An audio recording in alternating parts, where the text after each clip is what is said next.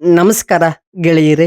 ಇವತ್ತು ನಾನು ರಿವ್ಯೂ ಮಾಡುತ್ತಿರುವ ಮತ್ತೊಂದು ಸಿನಿಮಾ ಬೈಕರ್. ಈ ಸಿನಿಮಾ ಇವಾಗ ಕನ್ನಡ ಭಾಷೆಯಲ್ಲಿ ಕೂಡ ರಿಲೀಸ್ ಆಗಿದೆ.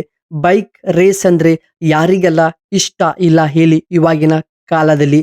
ಈ ಸಿನಿಮಾದಲ್ಲಿ ಬರುವಂತ ಆಕ್ಷನ್ ಸೀನ್ಗಳು, ರೇಸಿಂಗ್ ದೃಶ್ಯಗಳು ಹೇಗಿವೆ ಮತ್ತು ಅವುಗಳನ್ನು ಆ ಸಿನಿಮಾದಲ್ಲಿ ಯಾವ ರೀತಿ ತೋರಿಸಿದ್ದಾರೆ ಮತ್ತು ಅದು ನಿಜವಾಗ್ಲೂ ವರ್ಕ್ ಆಗಿದೆಯಾ ಅಂತ ಕಂಪ್ಲೀಟ್ ಆಗಿ ಡೀಟೇಲ್ ಆಗಿ ಎಕ್ಸ್ಪ್ಲೇನ್ ಮಾಡ್ತೀನಿ. ಕೊನೆ ತನಕ ನೋಡಿ, ಸ್ಕಿಪ್ ಮಾಡಬೇಡಿ. ಈ ಕತೆ ಶುರು ಆಗೋದು ಒಬ್ಬ ಬಡ ಹುಡುಗನ ಸುತ್ತ ನಡೆಯುವಂತ ಒಂದು ಕಥೆಯಾಗಿದೆ ಮತ್ತು ಅವನಿಗೆ ಈ ಜಗತ್ನಲ್ಲಿ ಅತಿ ದೊಡ್ಡ ಬೈಕ್ ರೇಸರ್ ಆಗಬೇಕು ಅನ್ನೋ ಆಸೆ ಮತ್ತು ಕನಸು ಇರುತ್ತದೆ. ಆದ್ರೆ ಅವನಿಗೆ ಅವನ ದಾರಿಯಲ್ಲಿ ಬರುವಂತ ಸಮಸ್ಯೆಗಳು ಮತ್ತು ಅಕ್ರಮ ರೇಸಿಂಗ್ ದಂಧೆ ಮತ್ತು ಅವನ ಹಳೆಯ ನೆನಪುಗಳು ಮತ್ತು ಹಳೆಯ ಕೈ ಘಟನೆಗಳು ಈ ಚಿತ್ರದಲ್ಲಿ ತುಂಬಾ ಚೆನ್ನಾಗಿನೇ ತೋರಿಸಿದ್ದಾರೆ. ಅವು ಕೂಡ ಈ ಸಿನಿಮಾಗೆ ಒಂದು ಪ್ಲಸ್ ಪಾಯಿಂಟ್ ರೀತಿಯಲ್ಲೇ ಕಾಣುತ್ತದೆ. ಹಾಗೆ ರಸ್ತೆಯಲ್ಲಿ ನಡೆಯುವ ಹೈ ಸ್ಪೀಡ್ ಚೇಜಿಂಗ್ ಸೀನ್ಗಳು ಮತ್ತು ಎಮೋಷನಲ್ ದೃಶ್ಯಗಳು ಸಖತ್ತಾಗಿನೇ ವರ್ಕ್ ಆಗಿದೆ.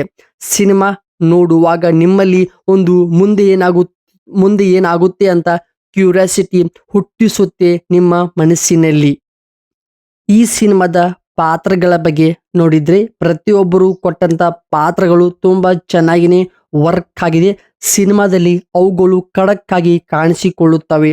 ಅವರ ಬೈಕ್ ಸ್ಟಂಟ್ ಮತ್ತು ನಿಜಕ್ಕೂ ಅದ್ಭುತವಾಗಿದೆ. ಇನ್ನು ಈ ಸೀನ್ಗಳು ನಮ್ಮ ಕನ್ನಡ ಭಾಷೆಯಲ್ಲಿ ಡಬ್ಬಿಂಗ್ ಆಗುವಾಗ ತುಂಬಾ ಚೆನ್ನಾಗಿನೇ ಸಂಭಾಷಣೆ ಆಗೋದು, ಸರಳ ಡೈಲಾಗ್ಸ್ ಮತ್ತು ಕತೆ ಹೇಳುವ ರೀತಿ ತುಂಬಾ ಚೆನ್ನಾಗಿನೇ ವರ್ಕ್ ಆಗಿದೆ. ಬೈಕ್ ಸೌಂಡ್ಗಳು ಮತ್ತು ಕನ್ನಡ ಪದಗಳು ಪವರ್ಫುಲ್ ಆಗಿನ ಡೈಲಾಗ್ಸ್ಗಳನ್ನು ಬಳಸಿದ್ದಾರೆ ಮತ್ತು ಈ ಸಿನಿಮಾ ಹೆಚ್ಚಿನ ಕಿಕ್ ನಿಮಗೆ ಕೊಡುತ್ತದೆ. ಹಿನ್ನೆಲೆ ಮ್ಯೂಸಿಕ್, ಬ್ಯಾಕ್ಗ್ರೌಂಡ್ ಸಾಂಗ್ಸ್ಗಳು ತುಂಬಾ ಚೆನ್ನಾಗಿನೇ ಈ ಪ್ರಮುಖ ಸೀನ್ಗಳಿಗೆ ಒಂದಿಷ್ಟು ದೃಶ್ಯಗಳಿಗೆ ಸಾಂಗ್ಸ್ ಜೀವ ತುಂಬಿದೆ. ಕೊನೆಯದಾಗಿ ಹೇಳಬೇಕಂದ್ರೆ, ನೀವು ಒಂದು ಒಳ್ಳೆ ಆಕ್ಷನ್ ರೇಸಿಂಗ್ ಸಿನಿಮಾ ನೋಡಬೇಕು ಅನ್ಕೊಂಡಿದ್ರೆ ಬೈಕ್ ರೇಸಿಂಗ್ ಸಿನಿಮಾ ನಿಮಗೆ ಬೆಸ್ಟ್ ಚಾಯ್ಸ್ ಆಗಿದೆ. ಪ್ರೆಸೆಂಟ್ ಈ ಸಿನಿಮಾ ಥಿಯೇಟರ್ಗಳಲ್ಲಿ ಕೂಡ ರನ್ ಆಗ್ತಾ ಇದ್ದು ಮತ್ತು ಈ ಸಿನಿಮಾ ನಾನು ನೋಡಿದ್ದೀನಿ. ನನ್ನ ಪರ್ಸನಲ್ ರೇಟಿಂಗ್ 4.2 ಔಟ್ ಆಫ್ 5. ನೀವಿನ್ನೂ ನೋಡಿಲ್ಲ ಅಂದ್ರೆ ನೋಡಿ. ಈ ಸಿನಿಮಾದ ಅಭಿಪ್ರಾಯ, ಅನಿಸಿಕೆ ಕಾಮೆಂಟ್ ಬಾಕ್ಸ್ ಅಲ್ಲಿ ಬರೆಯಿರಿ.